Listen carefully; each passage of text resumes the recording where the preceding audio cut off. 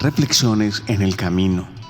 Meditaciones forjadas a lo largo de la carrera cristiana para aliento y edificación de los creyentes en el Señor Jesucristo. 28 de diciembre. Mira pues la bondad y la severidad de Dios.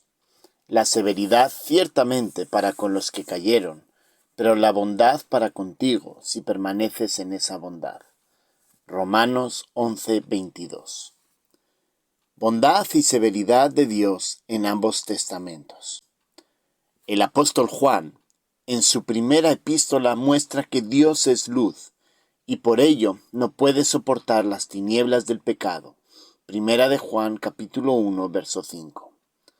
Ese atributo de su esencia explica su severidad en el juicio contra la maldad y contra la incredulidad.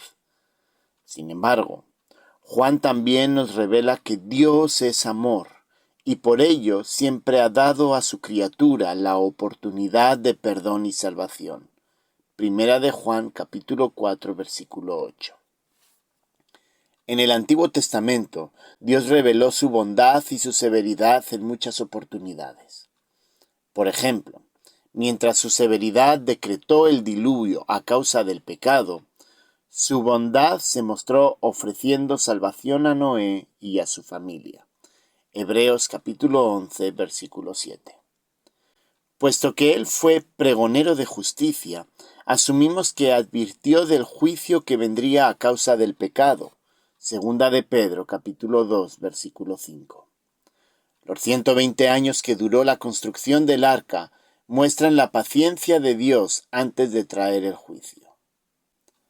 En sus tratos con el pueblo de Israel, Dios mostró ambos atributos, versículo del encabezado.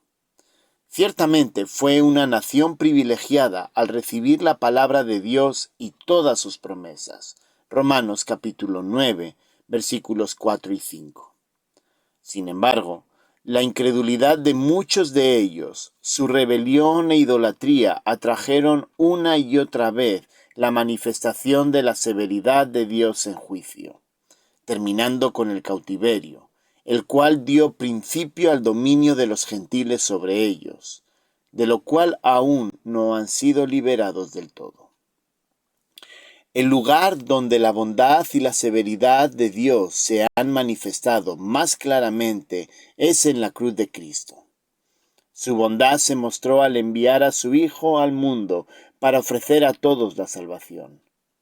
La severidad de Dios se mostró en el castigo que recibió el Redentor por nuestros pecados, y que vemos por las tinieblas que descendieron sobre la tierra en las últimas 3 horas de la crucifixión, y por el grito final de nuestro Salvador.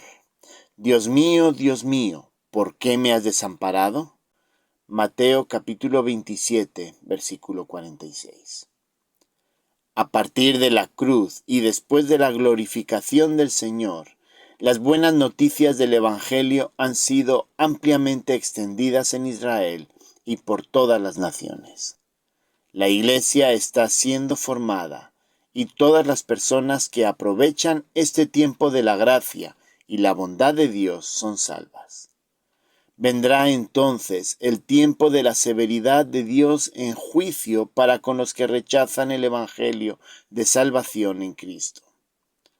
El lenguaje de Segunda de Tesalonicenses, de Segunda de Pedro, de Judas y de Apocalipsis muestra que los juicios del Antiguo Testamento eran solo muestras de esa severidad.